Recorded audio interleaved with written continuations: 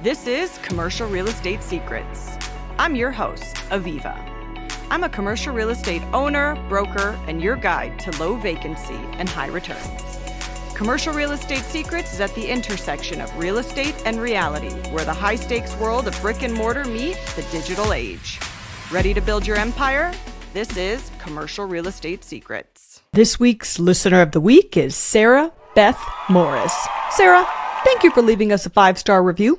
And for those of you listening, if you leave us a 5-star review below, you might be next week's Listener of the Week. Now, this is the season finale of season 3 of Commercial Real Estate Secrets, so I'd figured we'd have a little fun. And we're going to dive into a story that wasn't fun when it was happening. It really made for a heck of a story on the other side. I was sitting in the office, I don't know, maybe 5 years ago, and we got some paperwork straight to the office door. Paperwork goes to the boss, and the room goes quiet. Long story short, one of our tenants who had a security company was really running an illegal gambling ring and sex club in the warehouse. We kind of have this motto, like, let the tenants be, live and let live. So we aren't like inspecting the 110 tenants that we lease and manage their properties. We kind of just let them be. And if, we call it live and let live. However, this is when we get to really eat our live and let live motto. So, long story short, we have to evict the tenant. It's all this drama. City of Denver tried to seize the property because they were trying to blame us for the sex ring. It was bonkers. But the craziest thing I've ever seen left in a warehouse has to be a sex club. And let me tell you, there is nothing like standing in an old sex club with your father. That's right. My dad and I looking at each other. One of us was standing in the pain room. One of us was standing in the pleasure room, staring at ourselves, thinking, how in the world did we get here? Now, some of you might think, how in the world did you get there? And what people really think is that real estate can be a set it and forget it sport. And it can be, right? Specifically, if you want to hire a property manager and leasing agent, it can be. Obviously, you need to watch the numbers, because if I had $1 for every time I heard a property manager was stealing, I would have at least $500. So you got to watch. But you have to understand that sometimes the set it and forget it aspect of warehousing or commercial real estate can be a good thing or a bad thing. So sometimes we get left with stuff. Earlier this year, we had a tenant flee in the night. 2,000 square feet of space, and a tenant didn't take any of their belongings. They just left everything in place and then bounced. So the rent doesn't come in by the 5th. We're calling. All the emails are bouncing. Then somehow we get in touch with them and we find out they've gone out of business.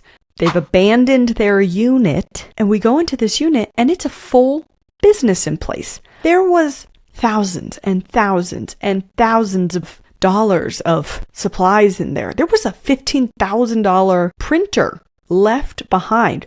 There was a 75-inch TV left behind.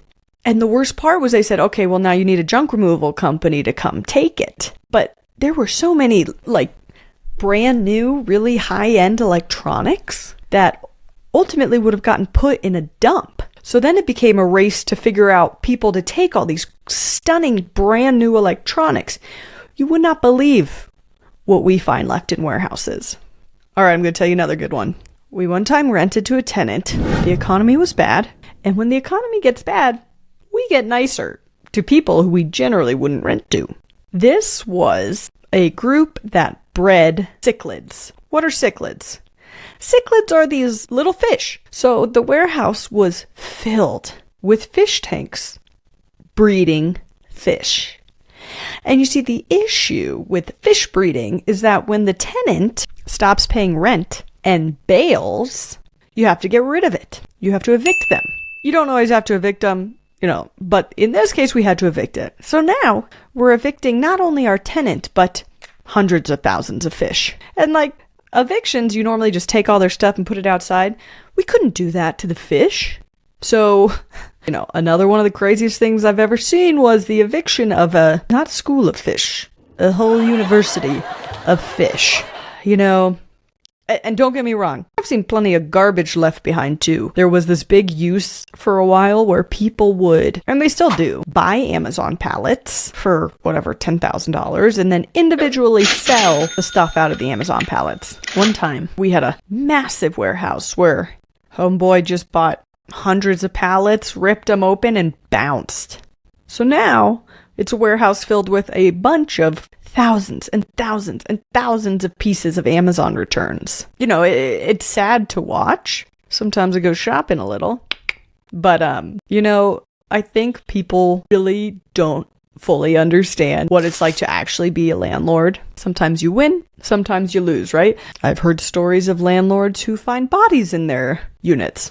I've had people leave pallet jacks in units, right? I could flip a pallet jack on Craigslist for a bunch of money and have somebody pick it up. It's just really interesting. And between the cyclidarium, the sex club, the printer, you wouldn't believe the stuff that we've seen left in the warehouses. Now, you have to understand that no 2 days in real estate are the same.